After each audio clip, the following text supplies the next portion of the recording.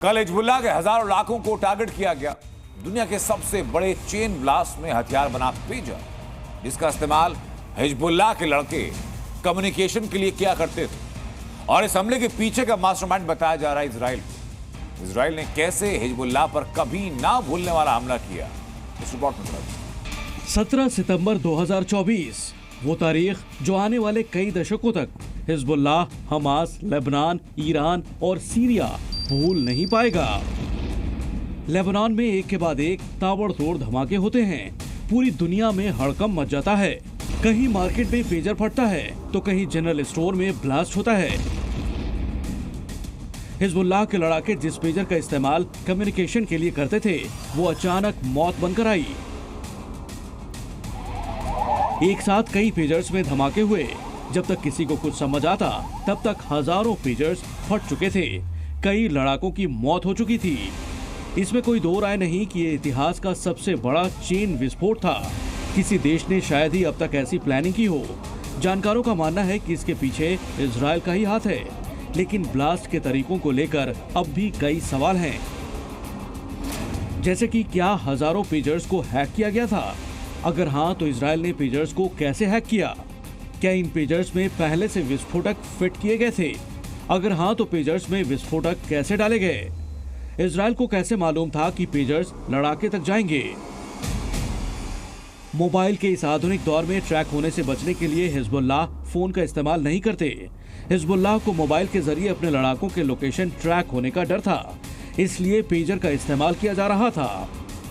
Iran के, Hezbollah के, Hamas के जब बहुत सारे कमांडर्स मारे गए, पिन पॉइंटेड अटैक में मारे गए, तो हिजबुल्लाह के नसरुल्लाह ने ये कहा कि हमारे जो कमांडर्स हैं, हमारे जो लड़ाके हैं, वो अपने मोबाइल फ़ोन को फेंक दें, क्योंकि मोबाइल फ़ोन से इजराइल को उनकी लोकेशन का पता लग जाता है और उनके ऊपर अटैक होते हैं।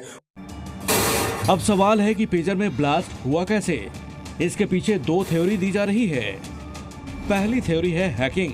इस थ्योरी के मुताबिक पेजर्स को हैक कर उनमें लगी लिथियम बैटरीज को ओवरहीट कर डिटोनेट कर दिया गया हो। हालांकि इसकी संभावना ना के बराबर है, क्योंकि धमाके को देखकर नहीं लगता कि पेजर को हीट कर ब्लास्ट किया गया हो। दूसरी थ्योरी है सप्लाई चेन अटैक की। इस थ्योरी के मुताबिक सप्लाई या मैन्युफैक्चरिंग के दौरान उनमें विस्फोटक लगाए गए हों। सभी डिवाइस पर एक जैसा मैसेज भेजा गया हो, जिससे धमाके हुए। 3000 पेजर्स का या शायद 5000 पेजर्स का उन्होंने ऑर्डर दिया।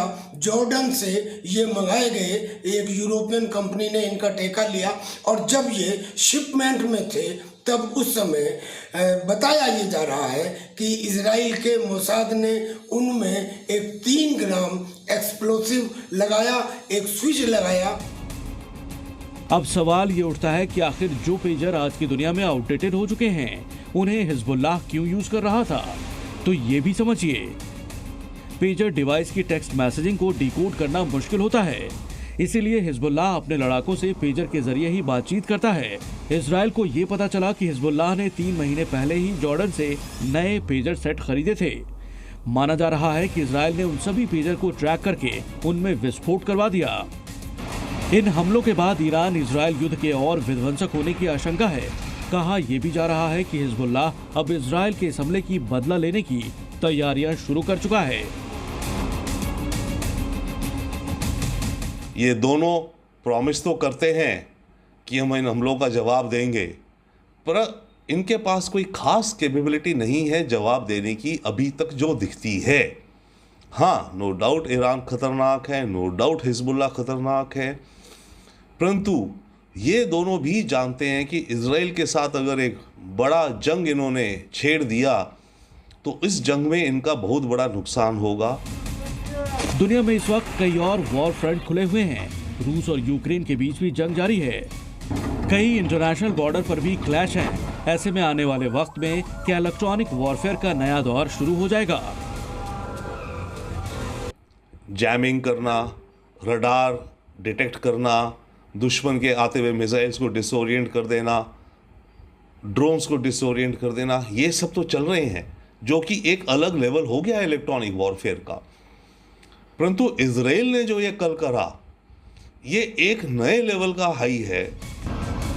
बहरहाल लेबनान में हुए इन धमाकों पर दुनिया भर के सिक्योरिटी एक्सपर्ट्स की नजर है। दुनिया की भी सुरक्षा और खुफिया एजेंसियां अपने अपने हिसाब से पेजर अटैक को डीकोड करने में लगी हैं, मगर नतीजों तक कोई नहीं पहुंचा है। फिलहाल इन धमाकों पर कयास ही लगाए जा रहे हैं। ब्यूरो रिपोर्ट, जी मीडिया।